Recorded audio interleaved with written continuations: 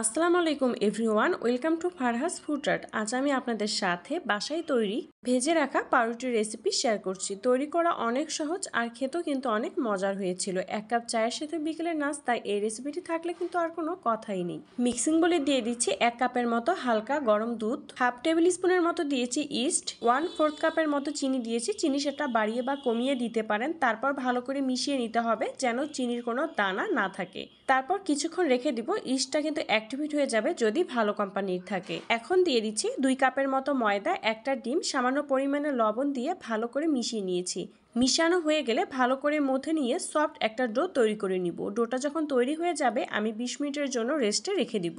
আর ডোটাকে 7 থেকে 8 মিনিটের মতো আমি মথে নিয়েছিলাম। এখন বেলনার মধ্যে সামান্য পরিমাণে ময়দা ছিটিয়ে দিয়ে 20 মিনিট পরে ডোটাকে দিয়ে আরো কিছুক্ষণ মথে নিয়ে এভাবে গোল করে নিব। গোল করে নেওয়ার পরে এখন রুটির মতো করে বেলে নিতে হবে। রুটিটা কিন্তু একদম পাতলা করে বেলে নেওয়া যাবে না, মোটাই থাকবে। রুটিটা চারপাশে গোল করে আর বড় করে আমি বেলে নিয়েছি। রুটিটা বেলে নেওয়া হয়ে গেলে হাতে আমি একটু পানি মিশিয়ে নিয়েছি আর রুটিটার উপরে এভাবে দিয়ে দিচ্ছি।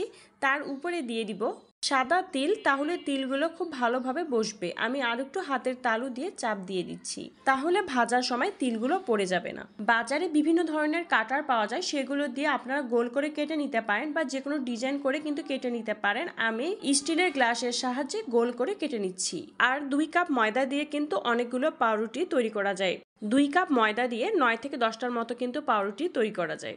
গোল করে সবগুলো কেটে নেওয়া হয়ে গিয়েছে। এখন প্যানে পরিমাণ মতো তেল দিয়ে গরম করতে দিয়েছি। তেলটা যখন গরম হয়ে আসবে চুলার জাল একবারে কম করে দিয়ে পাউরুটিগুলো দিয়ে দিব। চুলার জাল একবারে কম করে দিয়ে কিন্তু পাউরুটিগুলো ভেজে নিতে হবে। চুলার জাল যদি বেশি করে দেন তাহলে উপরে হলো পাউরুটিগুলো দেখলে মনে হবে হয়ে গিয়েছে আর ভিতরে কাঁচা থাকবে। তাই চুলার জাল একবারে কম করে দিয়ে পাউরুটিগুলো ভেজে নেবেন। পাউরুটিগুলো যখন এক পাশে ভাজা হবে হালকা, তখন আমি আরেক পাশ উল্টিয়ে দিচ্ছি। এভাবে দুপাশে ভালো করে ভেজে নিয়েছি। যখন বাদামি কালার হয়ে আসবে বা পাউরুটিগুলো তৈরি হয়ে যাবে, একটা ছাঁকনির মধ্যে আমি নামিয়ে নিচ্ছি, তাহলে এক্সট্রা তেলগুলো ঝরে যাবে। এই তো তৈরি হয়ে গেল অনেক সহজ আর মজাদার বাসায় তৈরি ভেজে রাখা পাউরুটি। এই পাউরুটিগুলো কিন্তু তৈরি করা অনেক সহজ আর অল্প কিছু উপকরণ দিয়ে খুব সহজে তৈরি করা যায়। বিকেলে চায়ের সাথে কিন্তু পাউরুটিগুলো তৈরি করতে পারেন। যদি রেসিপিটি আপনাদের কাছে ভালো লেগে থাকে তাহলে কমেন্ট করে জানাবেন। তাহলে আজ এতটুকুই। আল্লাহ হাফেজ।